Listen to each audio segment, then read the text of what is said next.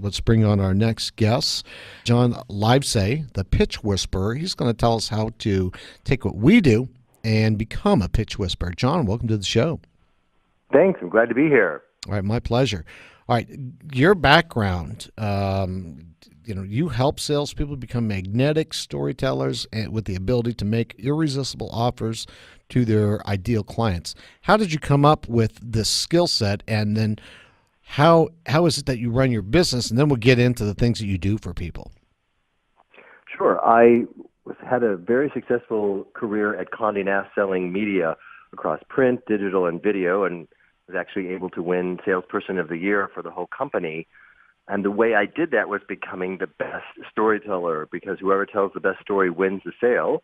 And now I'm hired as a keynote speaker for big companies like Gensler, the world's largest architecture firm, or I just gave a talk to Anthem Insurance. And they're all looking for new ways to not be seen as a commodity and to tell a story that makes people want to open their purse strings by tugging on the heartstrings. Okay, how would I become a pitch whisperer? Talk to me about that. Well, the pitch whisperer is taken, because that's what I am, and I help people craft the story. But anybody can become a good storyteller. And Plato said storytellers rule the world, and I think it's just as true today as it was back then, because it's in our DNA. You know, we used to sit around the glow of a campfire in the caveman days, and now we sit around the glow of PowerPoint. So storytelling is something that's a skill that can be learned, and once it is, then you no longer have to push your message out, but you can instead pull people in with a good story. What lessons have you learned from interviewing investors on your podcast, a successful pitch, so to speak? Well, some big ones. The biggest lesson I think that the investors tell me all the time is when people come to pitch us to get funded, please tell them not to boil the ocean. And so many people go in a 10-minute pitch and try to describe everything they're doing and what they're going to be doing 5 years from now. And it's like, just tell one story that's clear, concise, and compelling. And the big mistake people make when they pitch investors is trying to treat them like a customer and doing a product demo. The investors don't care about that. They invest in the jockey, which is you and your team, and not the product, which is the horse, because that idea will probably pivot several times before it takes off. Exactly. What's the secret to a good story, though? The secret to a good story is to make sure that you have all four elements of the structure in there. If you forget any one of those elements, then it falls flat. So the basic structure of a good story is exposition, the who, what, where. You paint a picture, and then you describe some kind of problem. All good stories have some kind of problem and suspense in them. And then there's some solution that happens. And then the big one most people forget is the resolution, which is what happens after. Would you like an example? Yes. One of my clients, Martin, came to me about pitching to get funded. And he said, I'm getting a little nervous. And I said, well, we're going to write down your moments of certainty and stack them up in your head before you get on stage. And he came back and he said, God, I remember this big moment in my life. I was born in South America, but I grew up in the Netherlands, and when I turned 18, my parents took me back to South America and dropped me off naked in the Amazon jungle to survive, because in my culture, that's the rite of passage into manhood. I said, whoa, that's a good story. That gives me goosebumps. Let's work on that. I said, what lessons did you learn in the Amazon jungle? Well, I learned how to focus and pivot and persevere. I said, great. We're going to take those lessons from the Amazon jungle to the concrete jungle of being an entrepreneur. And when he had that practice pitched, and honed and practiced, he won a pitch contest and got his startup funded, because the investors said, we're going to put our money on the guy that survived the Amazon jungle, because he'll figure out how to survive anything in business. Wow, impressive. Let's do this, John. Let's take a break. Before we go, give us your contact info so the people that can use your services can reach out to you. Sure. John at John Livesay, Livesay.com. And if you text the word pitch to 66866, the word pitch with a P, I'll send you a free PDF on 3 mistakes to avoid when you pitch anything. All right, when we come back, let's talk about how to go from invisible to irresistible. All right, John? Sounds great. We'll be right back with John Livesay, the pitch whisperer, on the other side of this break. You've been listening to CEO Money with Michael Yorba, brought to you by Tycon Partners.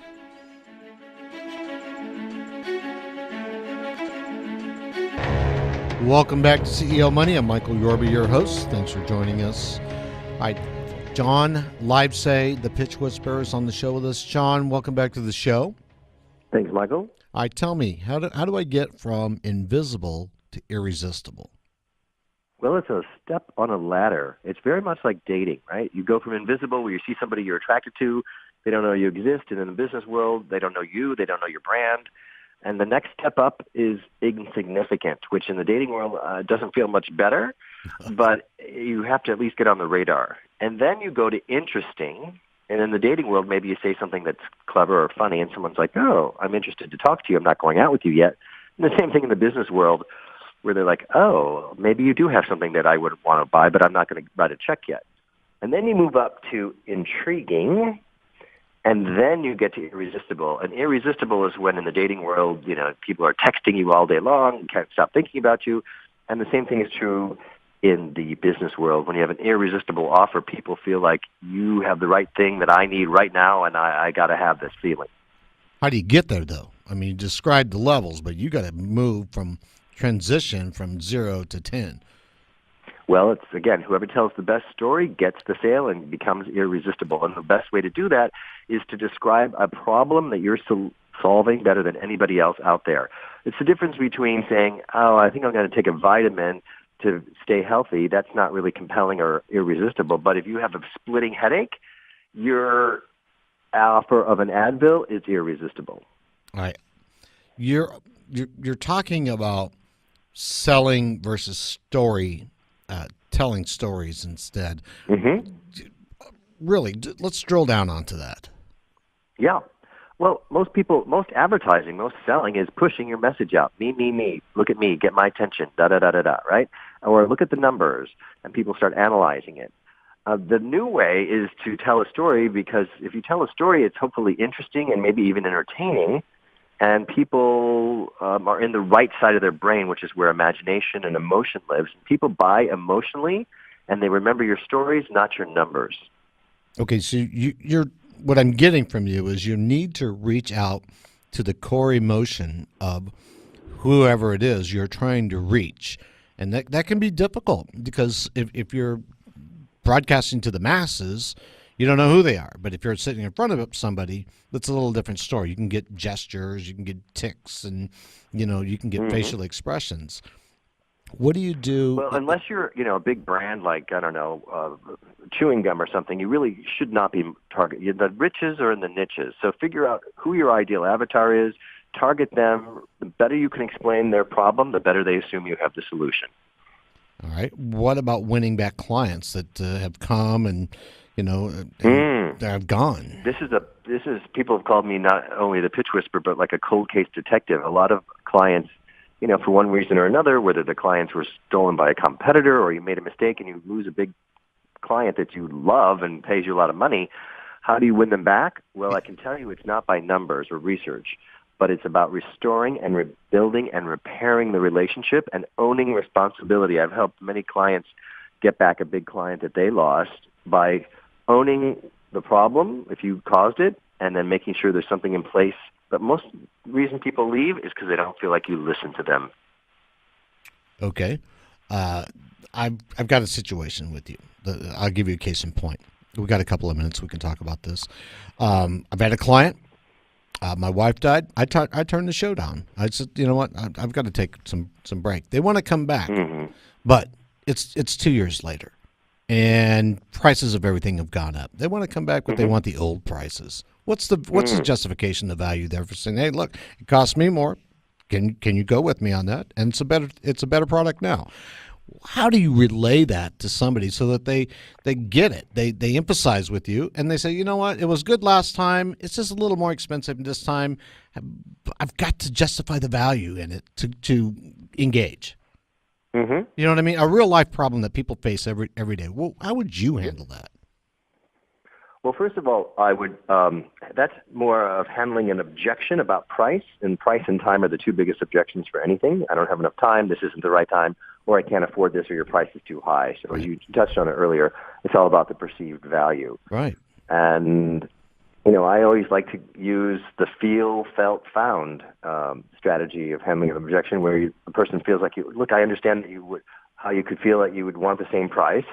Other clients of mine that I've reached back out to felt the same way at first, but what they realize now is what they found is, they're getting incredible value, even more than they did at the old price, and that the return on investment that they get for running ads with me on my show or whatever that you're selling more than pays for this increase in price. Okay, so it's again value. Mm-hmm. But Okay. said in a way that the person doesn't feel wrong or defensive when you're countering the response. Got it. Meets their needs. Mm-hmm. All right. What's in it for them? We have lots of people that come on the show, and they have investments. They want to get those investments.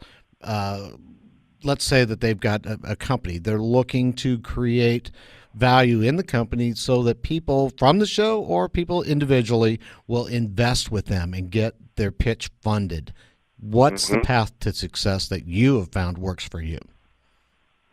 Well, when you put your empathy hat on of what's important to the investor as opposed to what's important to you, that separates you from everyone else. And what the investors are looking for are some answers to some basic questions, which is, why are you uniquely qualified to execute this idea?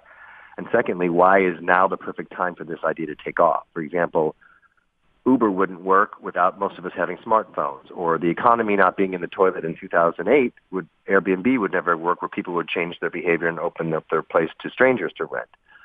So answering those two questions is a key factor that you must make answered in your pitch. All right.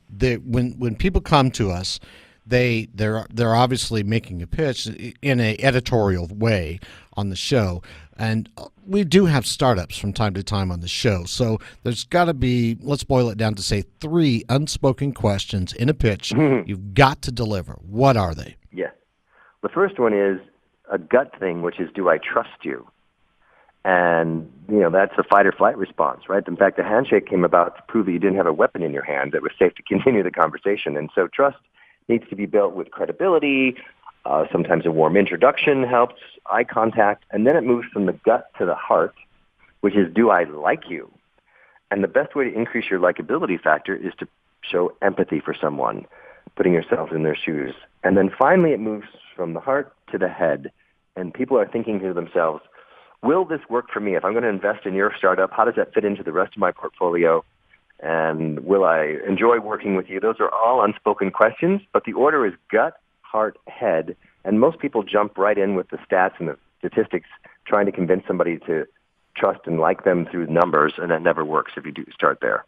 All right. We've got about a minute left to encapsulate a takeaway message here for people who are trying to hone their pitch and obtain their objective was investors into their company so they can grow it.